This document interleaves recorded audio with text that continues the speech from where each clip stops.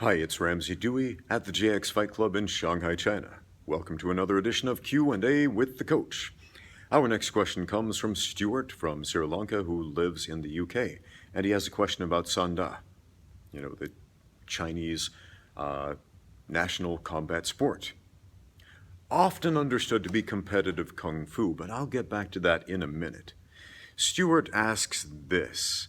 He says, what is your view on traditional long fist forms being taught to those who want to train to fight? I see some Chinese MMA fighters, like Zhang Tiechuan, doing old traditional forms as part of their training. Is this actually useful? Okay, that's actually a really similar question to the other guy who said, what do you think of kata? Is it useful or not? So a lot of those same answers will apply to this, but since you're asking about Sanda specifically, and since you mentioned Zhang Tiechuan, I know the guy. I've met the guy, and he trains at the Xi'an Sports University. I've been there, I've trained there. I have competed against a number of their athletes in both mixed martial arts, Sanda, and K1 fights. Now, Sanda is not exactly what a lot of people think it is. It's not exactly what Wikipedia says it is. So I'm going to tell you what I mean by that. In China, at the big Sanda camps, at the sports universities here, and there are sports universities where people live and train full-time in Sanda or Wushu or whatever it is that they do.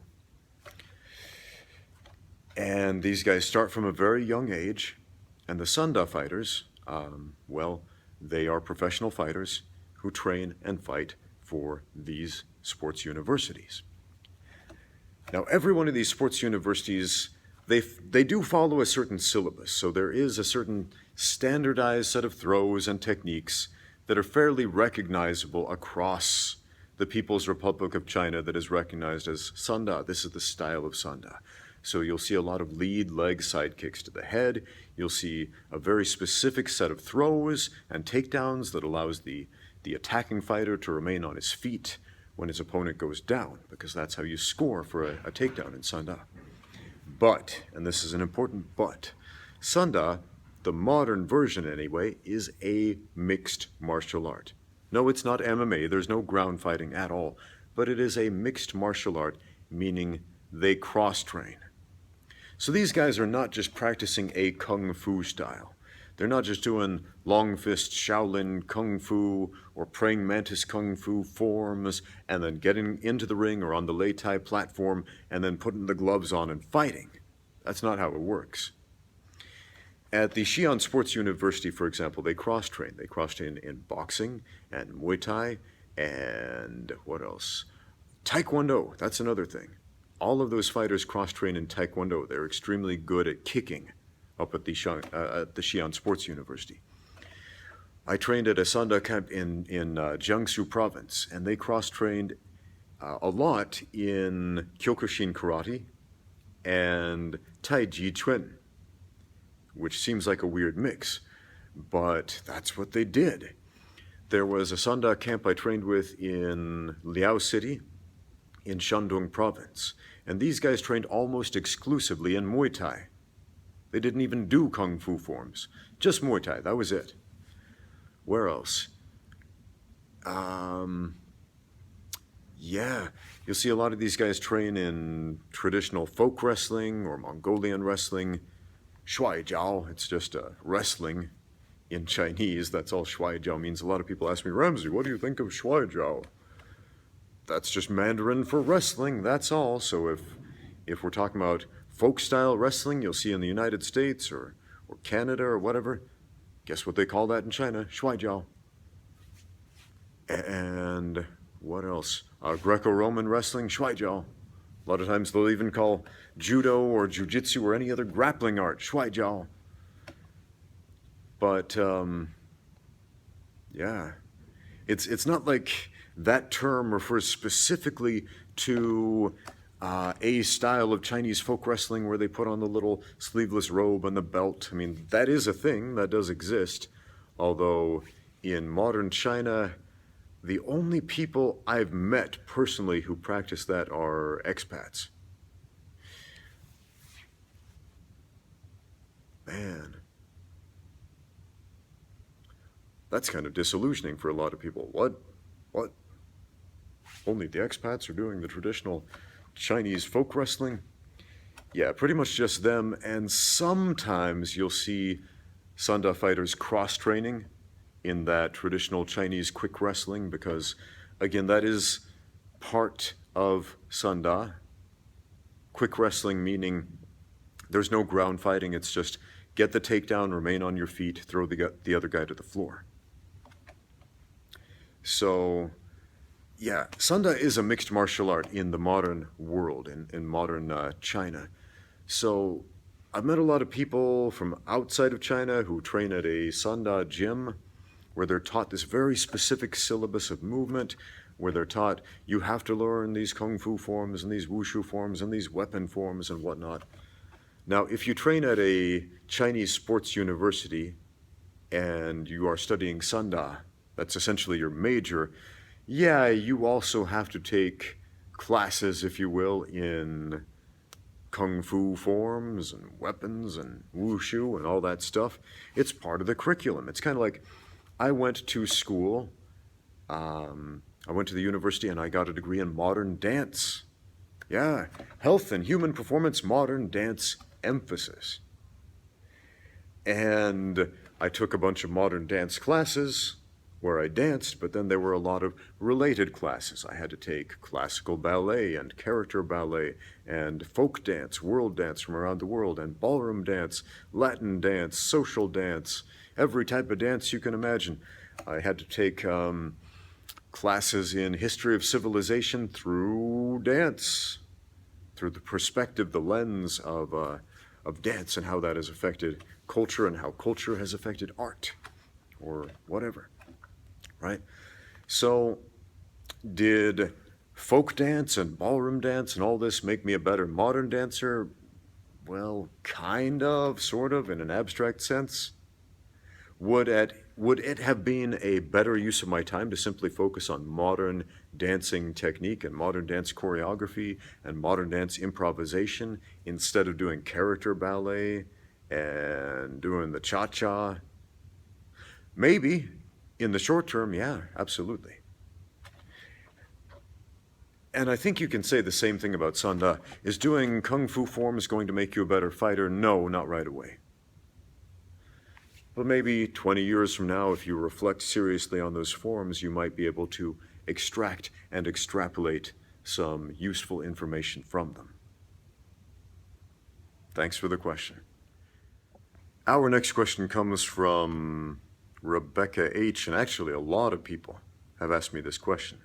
Essentially, can a woman ever beat a man in a fight?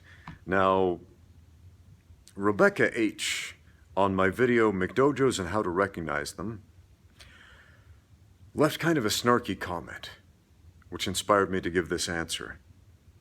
Now, in this video, I tell this story about one of my old Taekwondo coaches who was a woman, and she was very small, but she was an actual Olympic medalist. She knew the sport of Taekwondo in and out. She was very good at teaching it, and instead of sparring with me, because, you know, massive size difference, the intelligent instructor that she was, she matched me up against people my same size in my own weight class, you know, kind of like how it actually happens in a tournament, you know, to prepare me to compete in actual Taekwondo tournaments. Figured that was a no-brainer. But Rebecca said this, kind of a snarky comment. I love the part where you say, the woman teacher wouldn't spar with you because she's lighter. Not actually what I said. Why can't you be honest and say women are no match for a man in close combat? $, $, oops, typo. Dollars. I don't get that last part, but all right, Rebecca, let's be really honest. Let's be really honest for a minute. Generally speaking, on average, men are stronger than women. On average, men are bigger than women. Does that apply to everybody across the board? No, absolutely not. I've met a lot of people, I've trained with a lot of people, I've fought a lot of people, I have scrapped with a lot of people, I've sparred and rolled and been on the mat with many, many people. And I'm going to tell you this. Some men are really, really wimpy. And some women are really, really tough. Not every woman is a tiny 50-kilo fragile little thing the size of a large child. Not every man is a hulking brute. So are there women out there who can defeat men in a fight? Well, take a look at this picture. Look at this guy right here. Okay? Now, perhaps this guy could win a fight in his own weight class. Maybe he could beat somebody smaller than him, but look at this woman. Imagine for a minute that man and this woman in a fight. Who would you bet on? Who do you honestly think is going to win that fight? Man, size and strength really do matter in fights. And anybody telling you to believe in magical thinking, screw that. No, size and strength matter in a fight. And some women actually are really big and really strong. Some women can squat 500 pounds. Can most women do that? No, but some can. Yeah, there's always exceptions to the rules. One of my subscribers is transgender and sent me a series of emails asking me what I think about transgender fighters. Now, this is a different issue than men fighting women, and it's a complex issue. And it's one that's being discussed a lot on the internet, but hey, let's have a discussion about it right now. So, our friend who was born genetically male and then transitioned to female has some strong opinions about this and asked what I thought of fighters like, say, Fallon Fox, who was also born genetically male and then transitioned through gender reassignment to female, and then fought in mixed martial arts. Now, this was really controversial with a lot of people, specifically because Fallon Fox, when she started fighting, did not disclose, yeah, I'm a transgender athlete and I was born genetically male. And perhaps that might be an advantage that you might want to know about before agreeing to fight me. So that was controversial. And Fallon Fox destroyed her first couple of opponents, just squished them, smashed them, made it look pretty easy. And then she fought a woman named Ashley Evans Smith, who's now competing in the UFC, who is a fantastic fighter, great wrestler, amazing wrestler, actually. And this was an interesting fight to watch. At this time, Ashley Evans Smith knew that Fallon Fox was a transgender athlete. And with that knowledge, she agreed to the fight. Okay. Now, am I okay with that? Yeah. If fighters agree to fight, knowing full well what the circumstances are, yes, let them fight. Let them fight. But should a transgender athlete have to disclose that information before competing? That is where all the debate begins. I would say yes, and here's why. Specifically because, on average, as I said before, the average genetic male has certain significant physical advantages over the average genetic female. Greater muscle size and strength, especially upper body strength, more bone density, and a much stronger frontal bone because of the way the frontal sinuses form in the skull of most males. The average female skull is much more shallow. In fact, the whole reason I retired from professional fighting was because of a compound skull fracture that left me with a big hole in my frontal sinus right here. Now, I cannot imagine the kind of damage that punch that put a hole in my head would have done to somebody with a much more shallow frontal sinus. That could have been lethal. I mean, it almost was lethal with me. I almost died from that. So in the interest of safety, and as far as combat sports goes, the officials must they absolutely must err on the side of caution. For example, when a referee stops the fight, they should do it preemptively. As soon as they recognize a fighter can no longer intelligently defend themselves, even if they're not thoroughly beaten to a pulp yet, they need to jump in there and stop the fight. So similarly, if there is room for doubt, then there should be a rule or a regulation to ensure the safety of the fighters. So yeah, I believe that the case between Fallon Fox and Ashley Evans Smith, where Fallon Fox disclosed, yes, that she was born genetically a male and transitioned to female, and Ashley had the opportunity to think that through and then make an informed decision, that's okay, I think.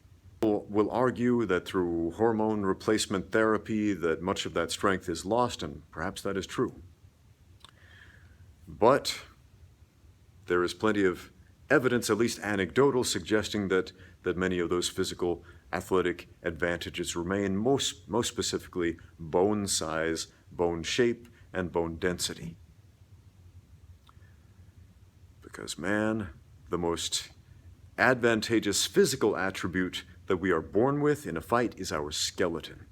If you understand how to fight with your skeleton instead of with your muscles, if you understand frames, if you understand bone alignment, then both grappling and striking are significantly more effective for you. Anyway, can women beat men in fights? Yeah, it has happened. I mean, you can see some examples of it here on YouTube. In fact, here, let's pull some of those videos up. Check this out. Look, there's a girl beating a guy in a fight. Hey, come on, that's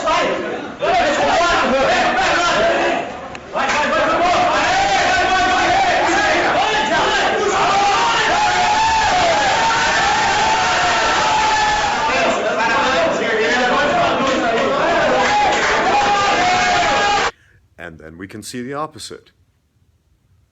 Look, there is a girl losing a fight to a guy. So again, it goes both ways. There's some super wimpy guys out there. There are some super tough girls, and there's everything in between and everything on the opposite end of that spectrum. Next question. Our friend Tony asks, how do practitioners, I assume you mean martial arts practitioners, use weights to strengthen and get faster? Very simple. You lift them. Now, I'm not trying to be snarky or sarcastic, I'm dead serious. You lift them. When you lift weights, you get stronger. Strength is the foundation of all other athletic attributes. It is the foundation of power. It is the foundation of speed. And some people might be a little confused about that because they lift weights and then their muscles get tight and they get sore and they feel slow the next day. And it was commonly believed 100 years ago, even 50 years ago, a lot of people still believe it today, that lifting weights will make you bulky and slow.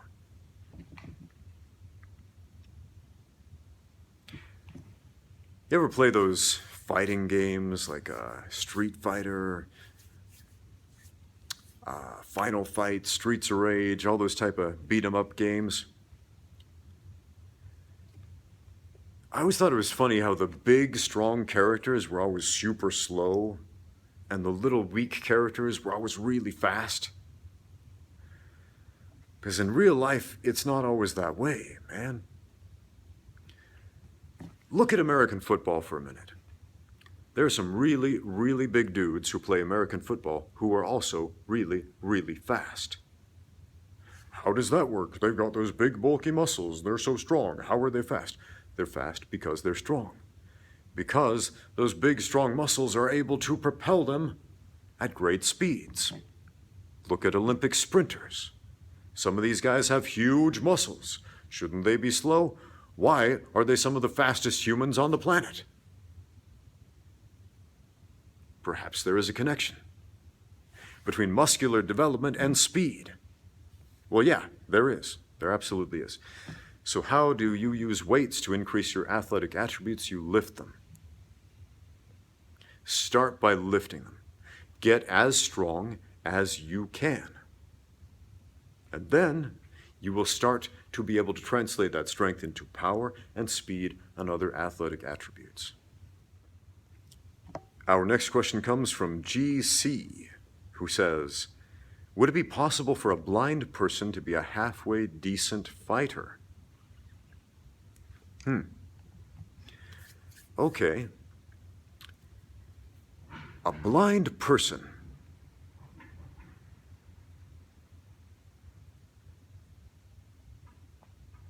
People say I blink a lot, man. I actually have a blind spot in this eye. Obscures some of my field of vision. My peripherals are okay, but out in the center, I've got to find my way around that. I published a video a while back of me wearing a blindfold, doing some speed bag stuff and some double end bag stuff. And that is something you can train to do, because again, mostly it's pattern recognition and using your other senses besides sight, for example, sound and touch and all that sort of stuff.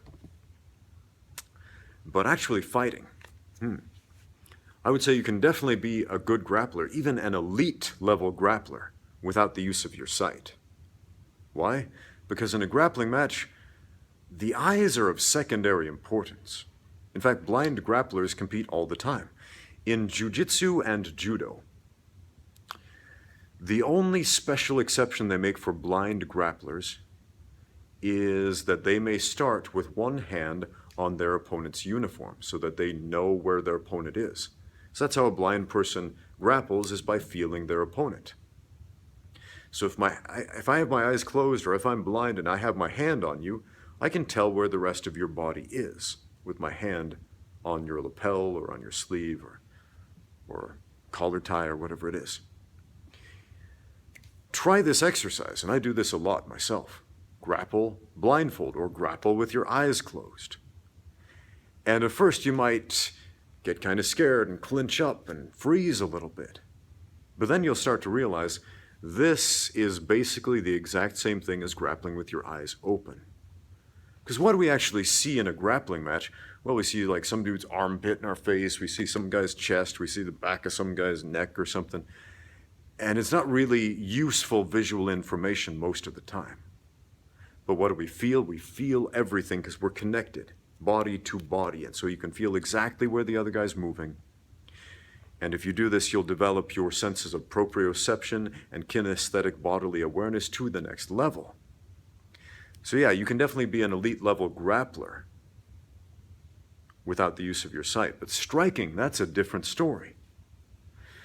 Striking is way different because sight is really, really useful. Now, that being said, the eyes and the way we use them in a striking match is not the way most people think that you do. Because we don't see the punches coming at us. We don't see the kicks coming at us. We see the tells. Striking is kind of like high-speed poker, if you will. We see the tells that a strike is about to come toward us. Because if you're watching the hands, they hit you. If you're watching the feet, they hit you. So we watch the body to see movements and tells. That's how feinting and drawing works. Because when a fighter gets past that level where they're able to read their opponent's basic movement, I know that jab is coming because I can see that shoulder start to move, or I can see the falling step, or I can see the hip start to jostle a little bit. And so we do a fake, lift up that hand, take that little step, and then boom, throw something else.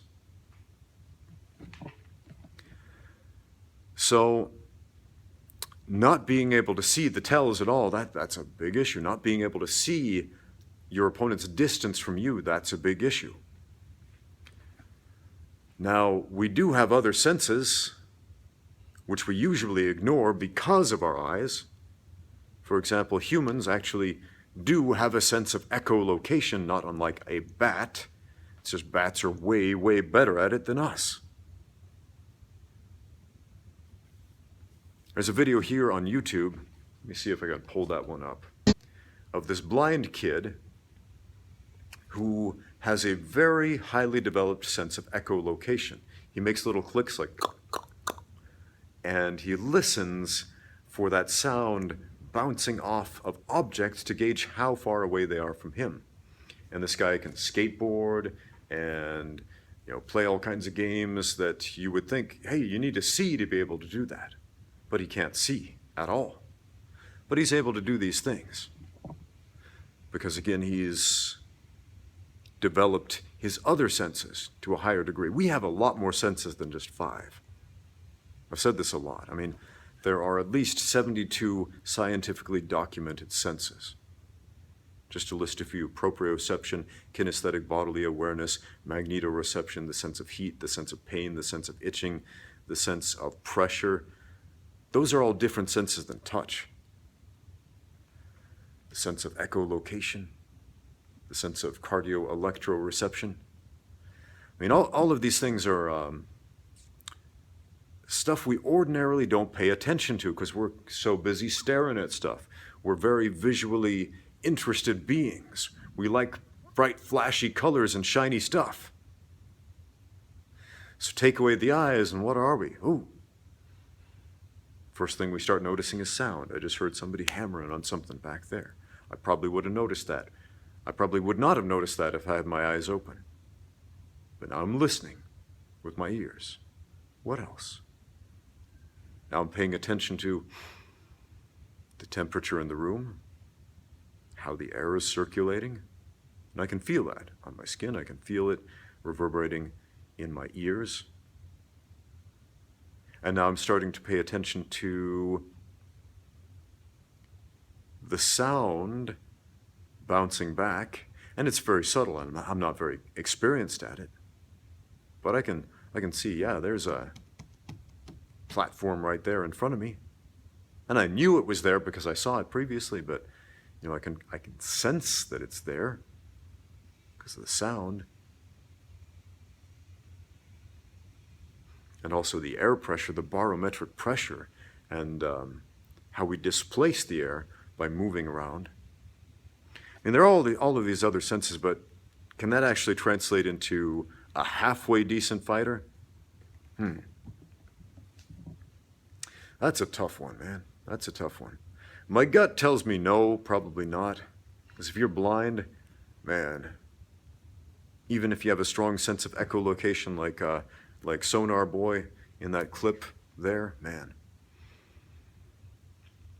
it's still going to be pretty easy for somebody to smack you upside the head with a kick or a punch that you don't see coming in the most literal sense. So yeah, you can definitely be a great grappler without the sense of sight. With striking, man, good luck with that, my friends. We've got another question from Joseph Bedwell. Yes, I'm answering 2 of his questions today because I find this one intriguing. He says, would sparring with a white or blue belt be helpful when trying to pick a dojo to train at? I was wondering about sparring with the students because I was thinking that it would give me a good idea of what I would learn there as a beginner in that school. Okay. I get where you're coming from. It seems to stand to reason that if the school is good, then they should be able to teach the beginning students something worthwhile. But I'm going to tell you, you're going to get some very inconsistent results with this test, if you will. Because everybody starts on a different level. You got beginners who are absolutely helpless. And they're going to stay helpless for a long time. And you've got beginners who are prodigies, the rare exception, of course, who will advance at a very accelerated rate. You've got beginners who are freak athletes, who are super strong, super fast, who have these amazing physical attributes. And then you got most people who are pretty average. Yes, most people are average. The sooner we accept that, the better off we'll be. Blue belts, on the other hand, if we're going by judo or jiu-jitsu grading systems, that's the next rank up after the white belt. And in most jiu-jitsu gyms, Brazilian jiu-jitsu gyms, blue belts aren't too bad. Blue belts know how to grapple a little bit. They know the basic moves. They know the same basic moves that a black belt knows. It's just the black belt understands those techniques to a much greater degree. So you definitely get, I would say, a better sample on this sort of evaluation by rolling with blue belts than, say, white belts. Because in white belts, it's going to be a really mixed bag. You'll get, like I said, inconsistent results across the board. If you came into my gym, for example, right now we've got a bunch of new students in the main class, and your goal was to see, let's see how good these guys are at grappling. I'm not going to grapple with any of the experienced guys or the advanced guys or whatever, just the brand new students. What would happen? Well, you'd be rolling with a bunch of brand new students who didn't know very much about grappling. Why? Because they're brand new. Are you expecting a coach to be a wizard who is somehow able to just upload information into people's minds? Did I just spit on the screen while talking? Gross. Sorry about that, man. We can't upload information into people's minds. That doesn't happen. I don't care if you are the most sought-after coach in the world. There is a limit to how quickly you can teach a brand new student who is an average person with average abilities and average learning skills.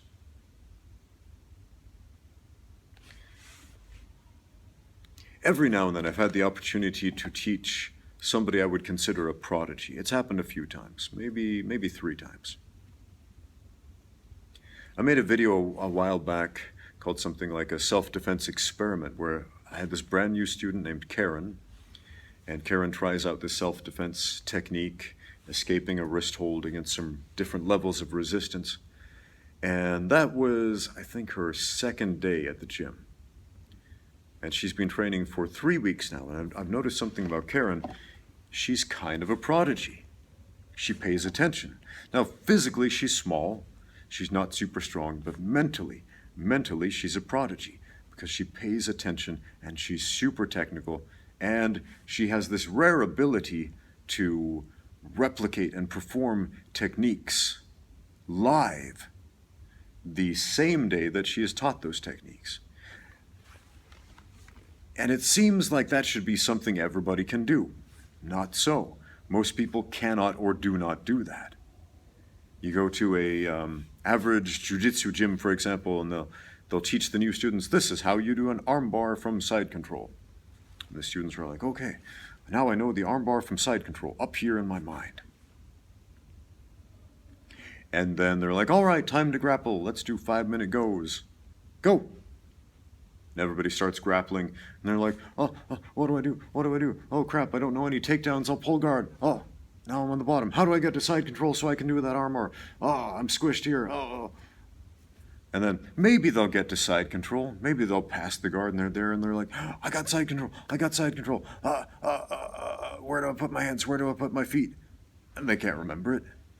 Or if they do remember it, they're too scared to try because they're like, I might lose the position. If I move, he'll slip out, and then he'll get on top and squish me, and I don't want that to happen. That's how beginners think. And a good coach, over time, given time, will help those beginners get over those hurdles and improve their technique. So again, what will you learn grappling with brand new students? You'll learn how to grapple with brand new students. What will you learn sparring with brand new students? You'll learn how to spar with brand new students. You'll learn more about human tendencies than you will about the technique taught at the gym. What are human tendencies? Panic, flinch, grab the head and squeeze.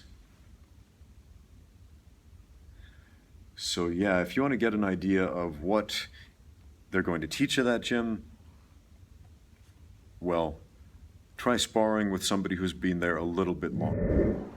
Wow, I can't believe that cut off like 2 seconds before I was about to finish. So, I just got home.